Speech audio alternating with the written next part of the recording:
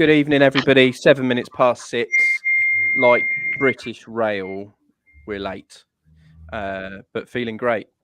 So, on to this evening's chat. I'm going to get right back down to pointing. We have Mike Robinson, Mike number 2, specialist in Crowthorne, Finchampstead, and Sandhurst. Is it first joining of Sarah? First week? It is. First week. Hi, Sarah. Introducing Sarah. Sarah is a native of Bracknell and Wokingham as well, so another local to the area. And then in sunny Stevenage, I think that's the only way we can call that. Call it.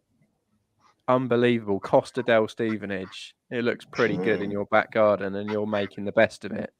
Getting that pre-weekend tan, Ricky. How are we doing? Yeah, very well, thank you. Good to be with you all again. So as it says on the top here, apologies for the old banners. Ask us a question in the comment. We are live. We will do our best to answer as we're going live. Guys, someone's got their speaker very, very loud, so you're getting reverb. Not sure which one it is. If anyone could turn down slightly, then you won't annoy the British public whilst we're live. We're another week in to life. Another week with high interest rates. I am seeing from a high level lots and lots of house price reductions and quite a few fall through sales. I'd like to know from those on the ground where we stand. And I'm gonna ask the really classic party question that you've all been asked. How's the market? It's like that taxi driver question, isn't it? What do you do for a living? How's the market? Get into the cab. Been busy tonight. It's like the question you ask an estate agent, isn't it? So, how's the market? It just rolls off. Anyone asks you if you're an estate agent, how's the market doing? It's like, how long you got? Who wants to kick us off? Go on, Ricky. Tell us what's going on. No, I'm still finding that things are selling when pitched correctly. There's still plenty of agents out there over-regging and over-promising and under-delivering. But I literally looked at the figures in comparison to June 22, which we can all agree, I'm sure, was a fantastic market. In comparison to, it was actually for our whole patch for the southeast. There were 303 less sales in June 23 to date in comparison to June 22. And there's actually 3,038 more properties on the market. So there's still a huge desire for people to move, whether that's upsize, downsize, move for schools, move for work. I think ultimately, there's people are going to die, give birth, aren't they? Have job relocations. I know for Berkshire in particular, we're very lucky that we have got a lot of corporate companies around here, that we've constantly got people moving into the area. But like you say, Ricky, it's just making sure that not falling into the old tactics of pricing to please. And really at the moment, it's the best time for people to be able to use the resources that they've got with their agents and with their brokers, and use the knowledge and maybe question more if they've got a couple of valuations and someone's valuing above market value. Why are they doing that? And look at proof going back, not just sort of over the last couple of years. You want to know what's going on in the market now, because there are a lot of reductions from what I've seen with what's coming on the market. And it's that, isn't it, that people are still overpricing, but there's still movement there. People are still moving. It just needs to be at the right price. Yeah, Michael, absolutely agree. Crowthorne, I reckon, is the home of the price reduction. All the time. Is that a slightly leading comment? I think it's bang on.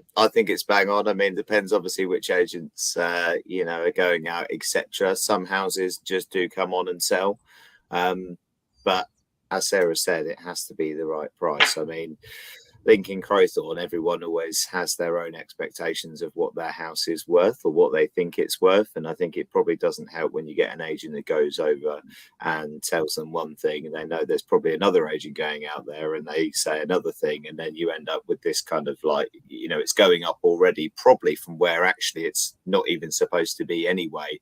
And, you know, people are just scared to have that gum shield in conversation, as I call it. You know, actually, do you know what? I know you think this, and I know you think Zoopla thinks your house is this, but I'm telling you as an estate agent, this is what needs to happen, you know, and how that's perceived by someone in terms of their motivation, etc. Well, that's down to them, but I'm quite happy to walk away from something if someone says, actually, we think it's worth this and we've been told this by X, Y, and Z people. When you've been through all the evidence, there's nothing to suggest that. You just think, well, let's face it, it's just not the right thing to do. If that agent thinks they can do it for you, be my guest, but it's the wrong advice, because, yeah, getting it on and getting it down, as we know, as a lot of agents will do, it's just completely the wrong advice. It's their targets at the end of the day, aren't they? Yeah, I follow an awesome estate agent called John Savage on TikTok, believe it or not. I'm on TikTok. I don't post. I let Ian do that. Just an observer. He has nothing to do with avocado, but he very beautifully puts in perspective what you should be asking your estate agent. He has 4 questions that you should ask an estate agent on evaluation. And the synopsis of that is essentially saying is, make them justify what price and what they're telling you. So if they say your house is worth £800,000, okay, so if my house is worth £800,000, how many buyers can you introduce to my house this weekend? Will that bring your top 10 best buyers into my house? At that point, what will they be willing to pay for my house? What does it actually sell for? And if your price is wrong, what are you going to do about it? In so much as, if you're promising me this price and you're wrong, should you be A, cutting your contract, or should you be B, controversially selling the property for free because you've given me the wrong advice, because you're not actually executing the terms of business that you've got? Well worth a follow. John Savage speaks up for his name, quite frankly. He's if you I was going to say he's definitely got the second name to follow up the ballsy lines. Well, that's a good point, though, isn't it? Ultimately, speaking of market, sorry, Mike, I'm going to straight over you into the new topic. Ricky, all good, mate. First exchange of contracts up in Stevenage for Avocado Property, which is completing next week. Talk us through the story of how you got there and where you are now. So originally the property was on the market for 4 months with a big corporate agent. I approached the vendors to see whether they were looking locally so I could help them out with their search, which their response was, we're looking for this, X, Y, Z, but we can't sell our house. Would you be open to assisting us? Which, of course, being a new startup business and the home in which they have was beautifully presented, I thought I could give it a good crack and do a better job than the agent that was on board. After about 16 viewings, 17 to 18 inquiries, and after a month, we had it under offer to some really lovely local couple that are upsizing from an apartment. The marketing was done right. The inquiry handling was professional. I used to live around the corner, so I know the area intimately, and I was able to tell them about the cut-through, so the station, the local parks, pubs, etc., etc. It's me and Ian was discussing earlier on. It's when it's your own and it's your own business. It's beautiful. It's lovely. It's magical. It's not like back in the day working for a corporate, like a transaction. No, it's an emotional move, and it's helping people, not property. Yeah, that's exactly it. You become part of it rather than it just being a number. And Ricky, we've got someone reasonably local to you. I'm gonna bring the thread in so you can help Deborah. So Here's a question for you. My house has been valued at £750,000 by 3 agents. The house 3 door down from me is sold for £550, 1 bedroom less, and lots of work required in the St Albans area. This is quite the interesting part of it. I know St Albans not particularly well, but well enough to say the housing stock is very, very varied. So it can happen in a street that one house is worth £200,000 more than 1, 2 or 3 doors down, which wouldn't happen in my town because the houses are very, very similar to each other, and it's very much estate based, and you can throw a tea towel over pricing, and it's very, very easy. St Albans is probably much more of a market town. But Ricky, what's the first bit of advice that you would give someone who so I won't read the last part of it out just in case, but there's a disagreement over price within the household of, hey, that house is 550, our house is 550, and the other part of the other household is saying 750 for personal reasons. Where do you go? So I still think that the market is very responsive. So if your property is on the market 50,000 over what it's worth, you just have offers lower. If it's on the market for 50,000 under what it's worth, I still believe that you'll get offers over. I'm on valuations always showing comparisons within a quarter of a mile. If it's a 2-bed, only showing them 2-bed comparisons, only showing them properties that are currently under offer or completed. Unfortunately, traditional typical estate agents will always show comparisons on properties that they have on the market or they have sold. They can be 3 beds when you're valuing a 2-bed. They can be 2 miles out. So it's it's a bit deceptive. You're kind of being led down a garden path just to show their branding in their face.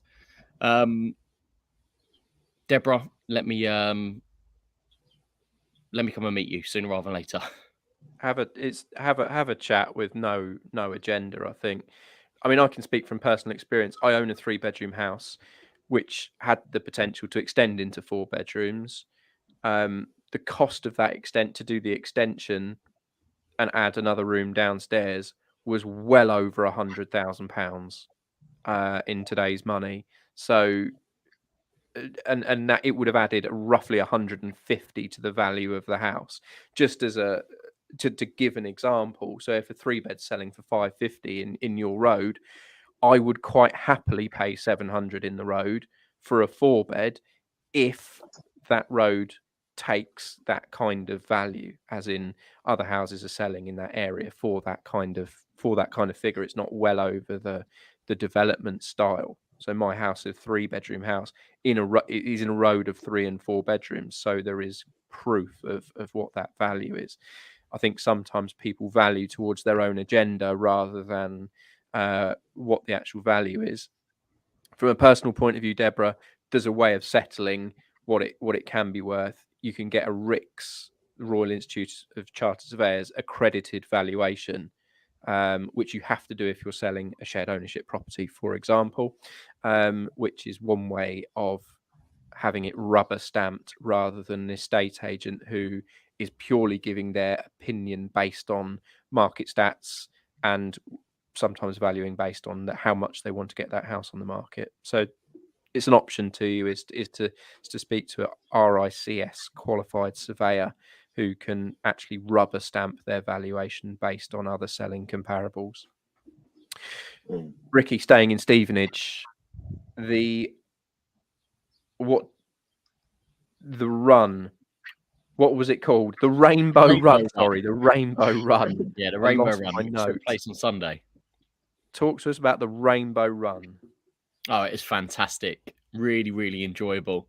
Down at Ridlin's athletics track, round the corner from me.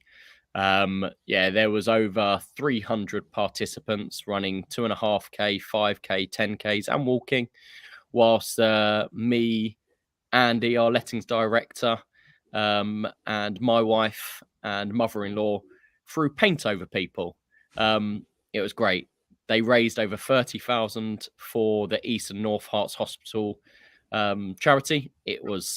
Honestly, I'll be there without a shadow of a doubt, volunteering next year.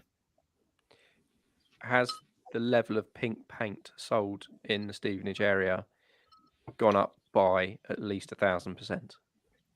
Well, I went into B&Q a few weeks ago, and yeah, let's just say it's not cheap to paint your house these days. So, No, it was really moving on to a wider topic, everybody's talking about it. I'm getting slightly bored of talking about it. Interest rates are now 5% base. We all know that the Bank of England base rates don't dominate how mortgages are lent. It's about swap rates, but it does lead roughly what things are. And obviously, if you're set on a variable rate, it will control your variable rates. We're halfway through the year now, chaps and chapesses. Sarah, Mike, we're at 5%. Every mortgage that has been done in the last few years has been stress tested for 5%. So in a purely black and white world, no one should be struggling to pay their mortgage. But where do we go for the rest of the year, and what are the big tips for people? Go on, Sarah. Start us off. I guess it's just leading back into what I said before, really, that it's really for buyers and sellers. It's using the resources more than anything. Is that what you mean for buyers and sellers? I guess, not us. But yeah, just using the resources as much as possible around them. Talking with mortgage advisors, especially before going out to view properties. And say from the seller's point of view, it's using the knowledge of the agent as much as you can. You should be able to trust your estate agent that's coming in, making sure that you're asking the right questions on the valuation and getting the comparables, like Ricky said, getting that background knowledge of what else is going on in the area beforehand, and really questioning rather than just accepting a price that an agent is saying. That's for buyers as well. Yeah. Is 100% right. Mike, what about yourself? What are people in Crowthorne? What are your buyers doing? What are their expectation levels at now? Mortgage borrowing is more expensive. I think people are just tightening up the nuts and bolts, aren't they? Really, I mean, what I always say to people, just on the seller side of things, is the longer your house is on the market, unfortunately, the more expensive it becomes every month, potentially every week at the moment, with things moving around. And it's not your fault, it's just what's happening. So, whilst the cost of living and everything else is going up, obviously that's affecting the affordability calculations for mortgages, whether or not you're remortgaging or you're looking to sell and looking to buy. Different scenarios if you're looking to sell and looking to buy, because it's all relative to a degree. But maybe where you were stretching yourself to, sell a 2-bed house and you're looking to try and push up to a 3 or a 4, you might only think, well, do you know what? Borrowing now and stretching myself up right to that maximum, that monthly that was X is now £600 extra to try and get to that top figure. You might actually think, well, let's not push ourselves that high, and let's just settle for something that is more affordable so that we can have a bit more of a lifestyle, because ultimately you don't want to just be hammering the mortgage. Whilst it fits an affordability calculator, you know what you've got in your back pocket at the end of every month. So every scenario is going to be different. And whether or not that's you wait 2-3 years to then potentially go up and move to the next house, yes, it's a bit of a stepping stone, but at least you're not then combating rates which we've got no control of. And we hope that they will probably inevitably go up and then start to level off and come back down. But you tie in for a 5-year fix now at a house at your top whack and things don't settle down, you're going to be in difficulty. And I probably think that in the next 1.5 to 2 years, there's going to be more people that bought at the height of the market because houses were expensive. There was the lack of stock. And you've also got, whilst they were stress tested, they're buying at 1.2%, 2% mortgage, whatever it is, ridiculously low. Reality check when their remortgage comes up after their 2-year, 5-year fixed, and suddenly they've got to shell out another £700-800, which they don't have because they already stretched themselves to get that house. So I think there's going to be some repercussions because of that, and obviously cost of living going up anyway, especially when you've got a bigger house.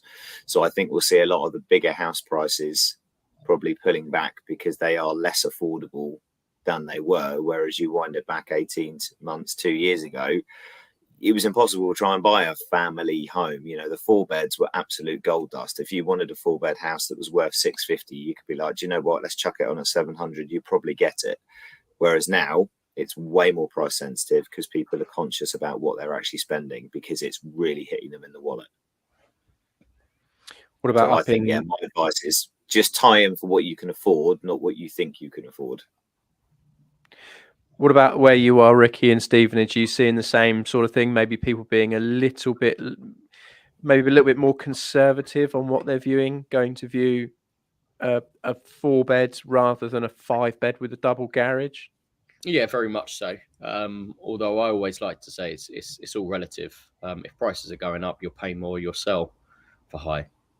If prices are coming down, you'll sell for lower and buy lower. All relative. But like Mike said, last year, you're potentially paying X more. There's probably double the amount of interest of people coming and attending up on the open days. Now, there might be 3-4 viewers on a Saturday in comparison to 10 last year. You've got more of an opportunity of actually buying that dream home. Yes, okay, you might well suffer for locking yourself in for a 2-year fix, but 2 years thereafter, your property price may well have increased by 5, 10, 15%, like it probably has over the past 2 years. Yeah, absolutely. I think we're on YouTube right now, so it's an interesting platform to say there's a lot of doomsday mongers who hang around on social media to tell you that the world's going to end and house prices are going to drop by 30%. There's some interesting facts for me, which will tell you why it's not going to.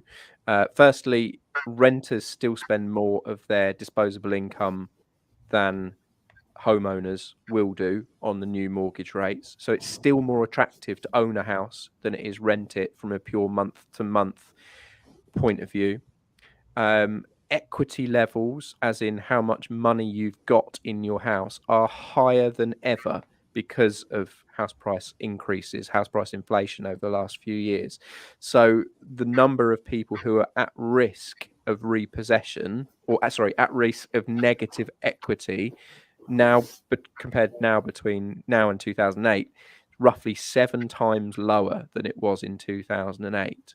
So people have huge amounts of equity in their houses that, should they struggle, there are options to move to interest-only mortgages, or maybe take some money out of a mortgage to use it on repayments, which sounds like a strange concept, but it's very doable.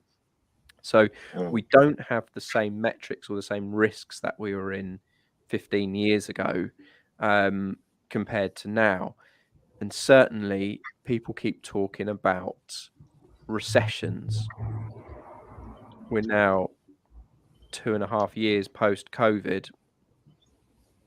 There aren't any recessions. So jobs are still being created, money's still being made. And especially at the moment, savers are doing very, very well for the first time in 15 years as well. So there's some very big metrics which are being lost by people who like to tell you that house prices are going to drop. And look, everyone's right twice. The clock's right twice a day. So those people will be right, and they'll congratulate themselves when they see drops in the housing market. But people predicting 20 and 30% drops, frankly, you're also predicting asteroids to hit certain places. One day it might happen, but that might also take 2 million years for it to happen. So that's my kind of 2 penneth on the subject. Bad so news, guys, newspapers. You don't well, sell and I newspapers think also as well, right? you know, what you're going saying there, like, oh, you know, everyone's predicting the market's going to drop and all this kind of stuff. What you've got to remember is, from COVID to where we are now, prices have been shooting up. So whilst they might be coming down, and anyone who, to the untrained eye, looking at Rightmove goes, well, half of the list on this page is not new listings, it's reductions. Well, that's because actually where we were that's gone up is actually only coming down back to where we were pre-COVID, maybe slightly lower because of the influence of mortgage rates and cost of living, where people are being a bit more frugal. But the picture that's painted through the media, and it's the constant battle that we have, you know, when I go out and value a property, I always start by saying, look, what is your understanding of the market? Because before we start anything that we're going to go through, I need to know exactly how you feel, whether or not it's right or wrong, but just to get you in the right mindset of what is happening.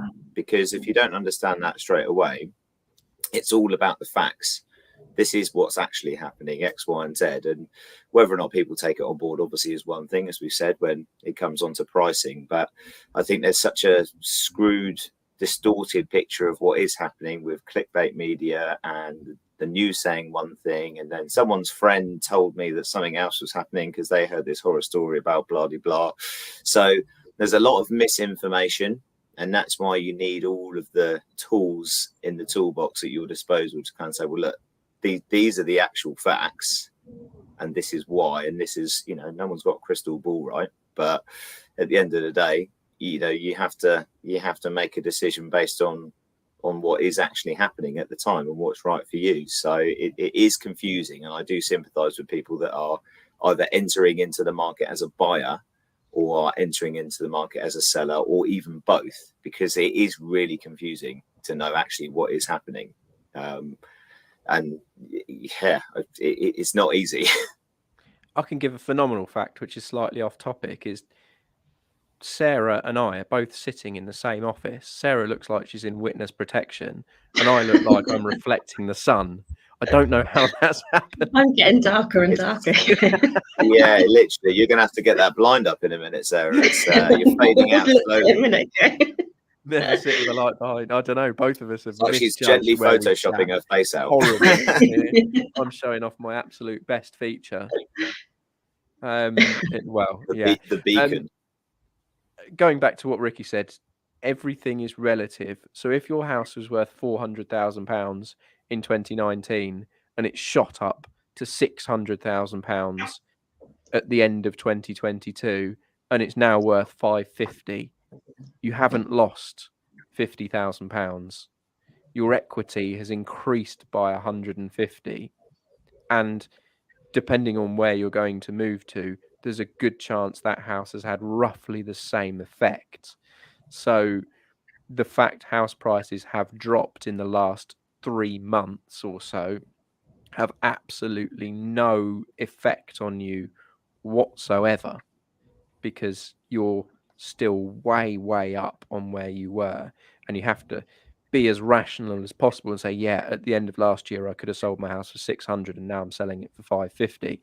But the chances are, if you're upsizing to something at 850, well, that would have been £900,000 at the same time. So winners and losers, there will always be some, right?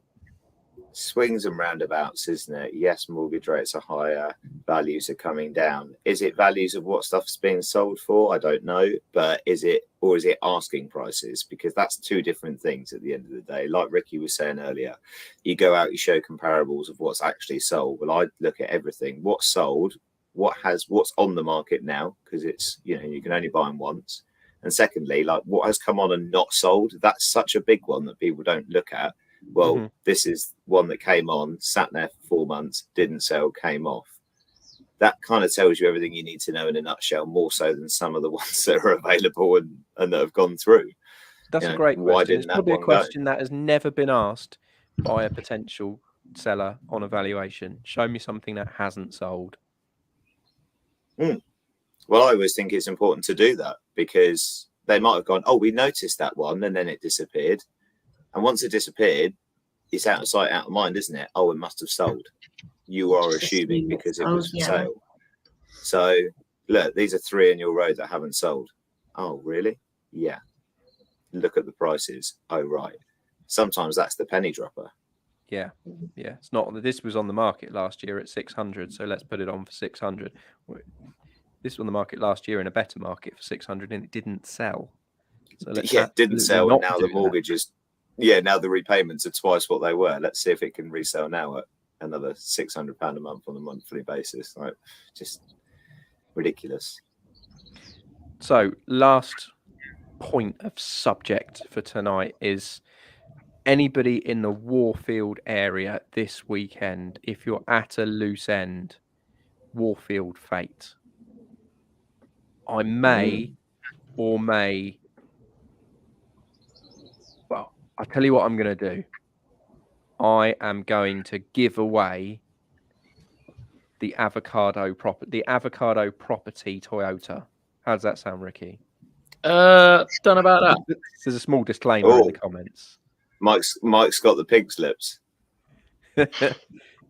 The unveiling of the avocado car, probably the best wrapping I've ever seen. It is the loudest thing in the world. If you want to see the loudest thing on four wheels, pop down to the Warfield School Fete, and we'll see you there. There's some free key rings flying around if you needed some more motivation to see us there. If you want to win a free key ring from us, maybe not the Avocado Toyota. Does have reversing advice.